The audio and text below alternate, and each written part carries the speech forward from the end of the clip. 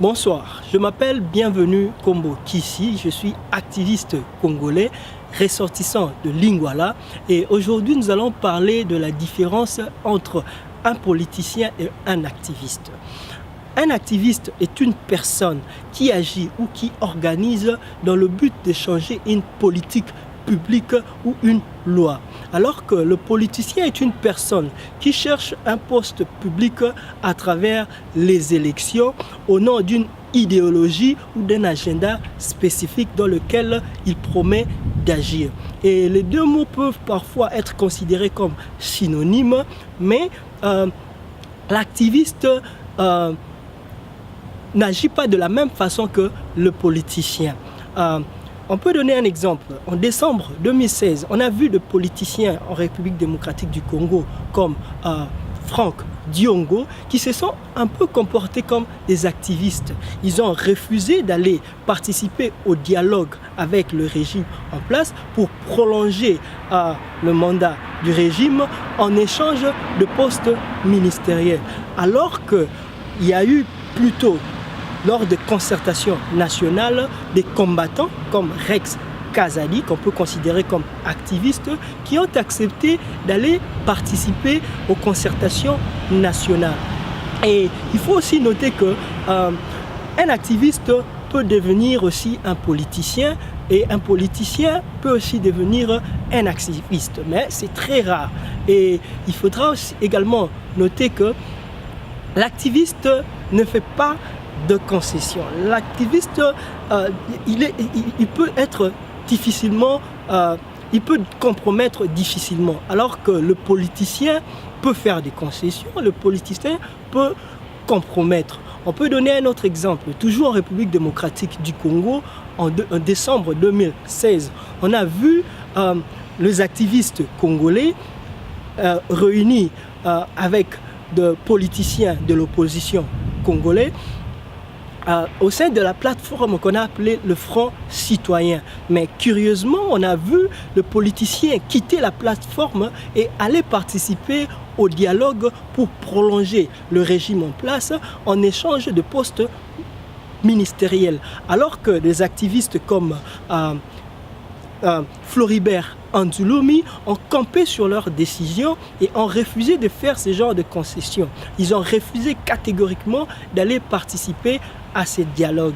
Et du point de vue international, on peut également citer des personnalités comme Nelson Mandela, qui était un révolutionnaire anti-apartheid en Afrique du Sud, mais on a vu plus tard, il s'est transformé en leader politique, jusqu'à même être élu comme président de l'Afrique du Sud. Et on peut également citer aux États-Unis d'autres activistes comme Martin Luther King, qui était un militant pour le droit civil et il avait un langage ferme. En Inde, on peut également citer des activistes non violents comme Mahatma Gandhi et celui-là il a milité contre l'oppression des Britanniques jusqu'à l'obtention de l'indépendance de l'Inde. Et aujourd'hui, il est considéré comme le père de l'indépendance de l'Inde. Du point de vue tactique, on peut dire que les activistes sont beaucoup plus engagés. Les activistes sont prêts à briguer la loi pour l'intérêt commun. Ils sont prêts à affronter même les agents de l'ordre. Ils sont prêts à provoquer l'ordre établi. Et on pourra citer ici des personnalités comme Rossi Mukendi, qui a été sauvagement abattu lors de manifestations, de marches organisées par les catholiques. Et on paie à son âme. On peut également citer des activistes de la lucha comme Luc Kulunga, qu'on a retrouvé calciné à l'est du pays. Et c'était aussi un militant engagé. Et on pourra également citer des activistes comme Carbone Béni, qui croupit avec ses camarades à la prison, actuellement à la prison centrale de Makala, injustement. Et on peut également citer des activistes comme Fred Baouma, Yves Makwambala, qui ont été parmi les premiers à être emprisonnés par le régime uniquement parce qu'ils avaient participé à une conférence qui regroupait le mouvement citoyen de l'Afrique, comme il y avait le Y'en a marre du Sénégal, et il y avait le ballet citoyen de Burkina Faso, il y avait le mouvement Filimbi de la République démocratique du Congo, il y avait également le mouvement Lucha de la République démocratique du Congo. Et moi personnellement, j'ai aussi assisté à beaucoup de marches organisées par des étudiants, des activistes.